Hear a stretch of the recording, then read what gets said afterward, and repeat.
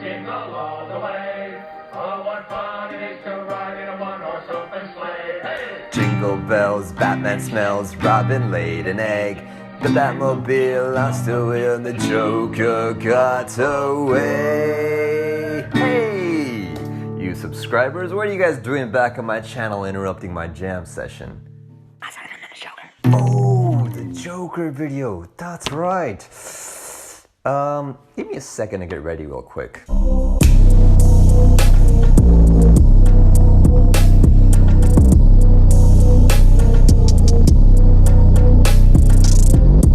Okay, I am ready. Today we are going to talk about DC's latest supervillain movie, The Joker. That's right, not a DC superhero movie, a DC supervillain movie. I don't know why the trailer would say that. You are fake news. Me and my best friend have been waiting to see this movie for, I don't know, what, a year and a half ever since that teaser came out.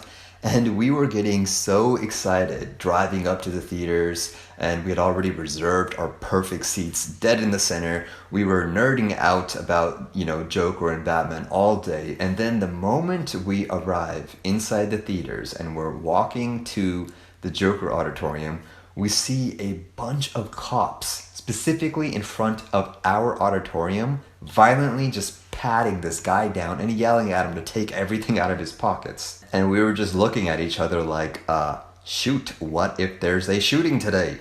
But then we're like, screw it, it's totally worth it. So we just go in. But regardless, it totally just ruined the excitement for me right before the movie was about to start. And then my cousin tells me the next day that they had shut down the theaters in Irvine because of bomb threats for this Joker film. So clearly this movie is getting a lot of mixed reviews, namely that it is going to inspire the youth to be more violent and cause another shooting like in Aurora when The Dark Knight Rises was released. It sucks because you know that they worked really hard on this film and now it's become a scapegoat for the troubled youth and it won't get the recognition it deserves. People, this is a rated R movie, so the youth should not be watching it in the first place. Right, irresponsible parents? Keep in mind, we already have had violent murderers and shooters before the movie came out, so if anything, the violence of society is actually the one inspiring the movie. Movies are just a supply of what the consumers are demanding in entertainment, right? It's basic economics, supply and demand. This movie is designed to critique the modern age and leave their audience with a higher awareness of what needs to be worked on in our society. I mean, seriously, do you actually think that Joaquin Phoenix, a man that's been a vegan for the animals since the age of 3 years old, would want all his fans to be inspired to cause a massacre from his movie? It reminds me of when they scapegoated Marilyn Manson for school shootings because he dresses scary and sings rebellious rock and roll songs. Like, come on. And speaking of that, by the way, if you do end up liking this video, you might want to watch my other Joker video called Marilyn Manson, the Real Life Joker, after this one. But anyways, there is just so much great stuff in this movie. I don't know where to start. The philosophies, the psychologies, the political statements. It's just a good movie, okay? It's a good movie. And that's really all that needs to be said, okay? Bye-bye. Chaos out.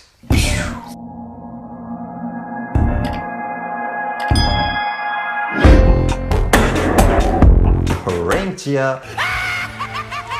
I'm just gonna try to cover my favorite parts. Also, there's going to be spoilers, obviously, so I'd highly recommend watching the movie before continuing with this video. You have been warned. In the opening scene, we see Arthur smiling with a teardrop falling from his eyes. Why is he forcing himself so hard to smile? This scene serves as a thesis for the entire movie, actually. He feels so much pain that he has actually created a coping mechanism. Smiling. Over and over again, he repeats this cycle throughout the movie, and this behavior finds the philosophy of the Joker. He keeps that smile steady to mask all the sinister thoughts that are eating him from the inside. The smile is also a means to help others overcome their sufferings and inspire them to channel their tragedies into comedies, but we'll get more into that later. So in a way, Joker is actually the anti-hero of Gotham City. Arthur even narrates in the trailer, "My mother, she told me I had a purpose, to bring laughter and joy to the world. Arthur is clearly depressed, but he wants to succeed in his purpose because he doesn't want the world to end up the way he did. As the saying goes, the loneliest people are the kindest, the saddest people smile the brightest, the most damaged people are the wisest, all because they do not wish to see anyone else suffer the way they do. Aside from the smile, Arthur's laugh in the film takes the most realistic direction of a maniac with a laughing disorder could have. And as a psychology guy, I have been waiting for someone to address the actual name of his disorder. What? Well, I guess they didn't really name it, but they did a pretty good job at displaying the symptoms. It's called the pseudobulbar effect, or PBA. PBA causes episodes of inappropriate hilarity that can be so intense that you start to choke, lose your breath, cry, and have extreme difficulty trying to stop it once it begins. People with PBA may sometimes look happy, but are experiencing a total psychosis and is usually caused by a brain injury. And let me tell you, Joaquin Phoenix has done a terrific job with this acting here, and he blends his cries and laughs together. It is brilliant. When you bring me out, can you introduce me as Joker? I myself had a client with PBA once, so I know firsthand how horrible it must feel to be trapped in something that was supposed to be your escape from this cruel world, your very own laughter. It's such a scary disorder, and I'm glad that this movie is actually raising awareness for this, so quit punching people with PBA mental disorders. And you know what's interesting? Just like Batman feared bats so much that the only way to overcome it was to become his fear, Arthur similarly feared his laugh because it was literally breaking him down at the wrong times, whether it was on stage or in the public, and getting him beat up. But in the end, he finally embraces his laugh and it doesn't hurt him anymore, and he becomes totally aligned with who he was meant to be. The Joker. Alright, now let's talk about the train scene. This scene deals with Arthur's, first push toward the Joker. It was brilliantly crafted, and not to mention really edgy. It was dark, lights were flickering, some drunk boys are clowning around. Ha! Get it? And then they start throwing french fries at a girl, which is like the worst pickup game I've ever seen. Then Arthur starts having a PBA episode and he's really trying to stop laughing, but he can't. And one of the boys starts approaching Arthur slowly and he's dancing and singing that Send in the Clowns by Sinatra song. Then his other boys come in for reinforcements and then they are just trying to just torment the poor guy who just got fired from his dream job. There were like these dementors floating around him ready to suck the last bit of happiness and turn him into the villain he was meant to be. Arthur basically gets his ass whooped just like in the beginning of the movie, but this time he busts out his gun and shoots them all dead. One of them even tries to escape, but he showed no mercy. He freaks out and runs until he ends up at some grimy restroom to reflect on what horror he had just experienced. Then he slowly transitions into this majestic dance, and it ends with him gazing at himself in the mirror as a re-emerged man acknowledging his potential. He realized that this was the first victory against his tormentors and finally figured out how to conquer his demons. In fact, he had felt so invincible that he straight up knocks at his booty call's door and makes out with her, as opposed to how shy and stalker-like he was before. Well, I'm still really not even clear if that girl is real or not, but that's what they show happens. Then he tells the psychiatrist that he now feels like he exists in the world. He found his purpose. There were 3 less pricks in Gotham. He was kind of saving the city and making it better. And he's basically the anti-hero now. He cleans up the streets by killing the killers, making the nobodies a somebody, and facilitating a revolt against the rich elite who make life harder for the people out on the streets. And obviously, the people on the streets of Gotham City were supporting this movement. In Arthur's mind, he was going to bring laughter and joy into the world in his own way. Remember, for him, comedy is subjective. But to truly understand this concept, we must look at ancient Greece, where comedy and tragedy were first juxtaposed. These two masks are paired to represent the two sides of the same coin. They both occur when there is a contradiction between reality and expectation. I'll say that again. They occur when there is a contradiction between what you were expecting and the reality of the situation.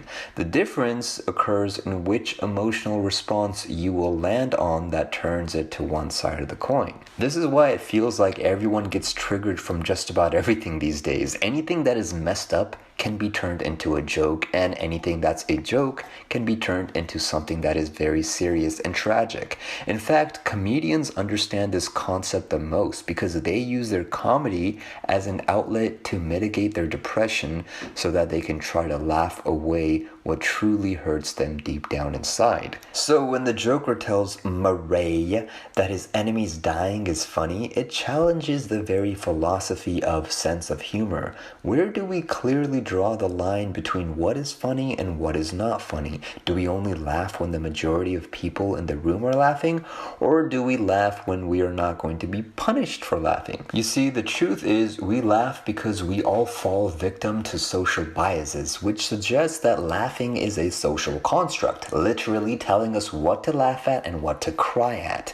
People weren't laughing at the 3 kids that died because Thomas Wayne had persuaded everyone that this is a sick tragedy and Gotham has lost its way.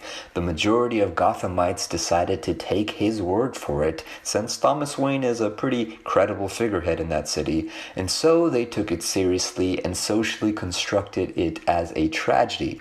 Whereas if someone like Arthur died after what he had admitted on that live television broadcast, they'd probably laugh at him as if he was a complete lunatic. For example, watch this video of Joker roasting Two-Face. Hold it, hold it, hold it! Get out of my face, clown! Which one? A socially acceptable comedy for us at the expense of a tragedy for Two-Face. The next scene I want to talk about is when Arthur finds out that his father is Thomas Wayne, according to his mother, so he goes and finds him in search of a big warm hug to save him from the cold Gotham City he was dying in. And what does Thomas Wayne do? He tells him that his mom was bullshitting basically and punches the PBA guy in the friggin' face. Never start with the head. The victim gets all fuzzy. Arthur goes to Arkham State Hospital to confirm that not only his whole life was a lie, but he was severely abused by his adopted mother and her boyfriend, which was the cause of his permanent PBA disorder. He also realizes that he is not Arthur Fleck, nor is he Arthur Wayne. In fact, he's not even Arthur. Identity crisis. So this whole movie leading up to his origins revealed themselves as unknown origins. Ta-da! Well, I guess that is how it should be if we're going to be more comic accurate, but we'll just go with it. So once again, he realizes that his life is just hilarious and so unexpected, so he just laughs at the abyss he was sinking into. Arthur is like, screw this shit. I'm gonna go into a fridge. I'm still not too sure about this, but I think he goes into the fridge because he was feeling really cold and isolated at this point, so he needed to be somewhere where he could numb himself out. Then the next day, my favorite scene was when Arthur paints his face white.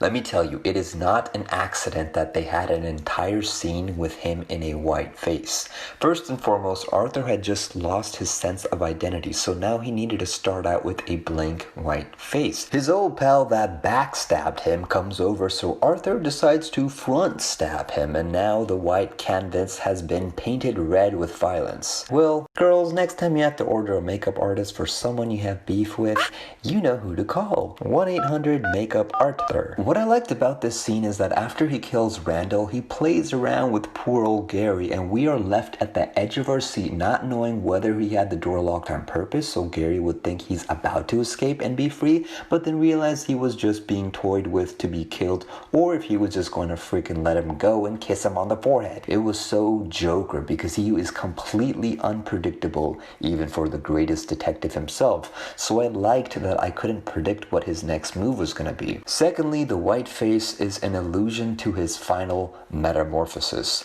This is where the White Knight rises. Dishi dishi pasara pasara dishi dishi pasta pasta. Yes, you heard that correctly. The White Knight rises. What is a White Knight? Well, aside from the obvious opposition to the Dark Knight, Clark Kent's professor from Smallville sums it up nicely. Beware white knights, people. They don't slay dragons.